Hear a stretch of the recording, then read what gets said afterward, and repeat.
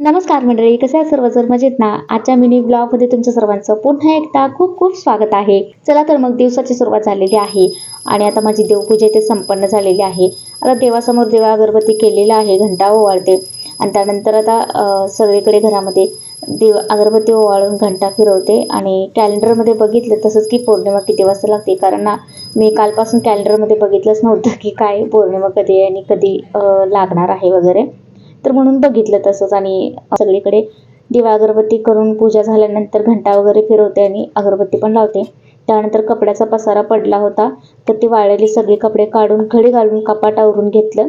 तर सकाळी हे देवपूजेचं वगैरे काम आवरल्यानंतर कपड्याचा ढीग एक लागलेला असतो, कारण आता कसं आहे सारखा पाऊस येत होता आणि त्यामुळे कपडे सुकत नव्हते, मग ते एक आवरायला लागते.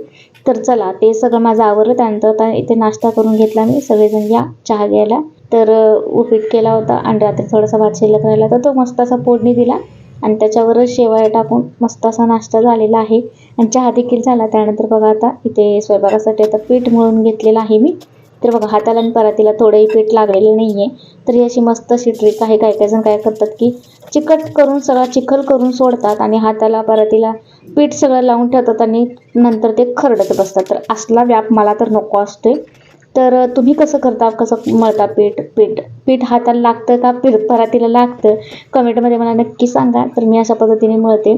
एकदम सोपी ट्रिक आहे. अशा पद्धतीने केलं तर ना हाताला पण जास्त पीठ लागणारच नाही आणि परातीला देखील लागणार नाही आणि त्याच वेळी पटकन मी लगेच पीठ मळून झाल्यानंतर परात लगेच धुवून ठेवते. भांड्यात घासायला बरं ठेवत नाही का? म्हणजे भांड्यात वगैरे घासायला काही ठेवत नाही. उगाच भांडी ढीगभर साठवून ठेवायची घासायला, तसं मला अजिबात आवडत नाही. तेव्हा मी लगेच धुवून वगैरे ठेवत असते.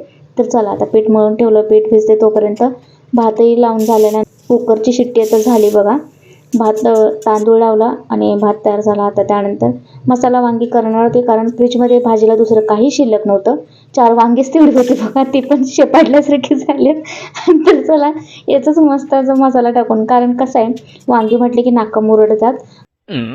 पटकन साध्या सिंपल पद्धतीने असंच केलं फोडणी टाकून तर खात नाही, त्यामुळे त्याला थोडासा असा फ्राय वगैरे करून त्याला मसाला टाकून केला की मग काय घशामध्ये उतरते. आता त्यानंतर मटकी भिजत घातली होती, त्याला मस्त अशी मोड आली होती आणि त्याची देखील मी भाजी केलेली आहे सोबतच. रेसिपी तुम्हाला शॉर्टमध्ये दाखवली.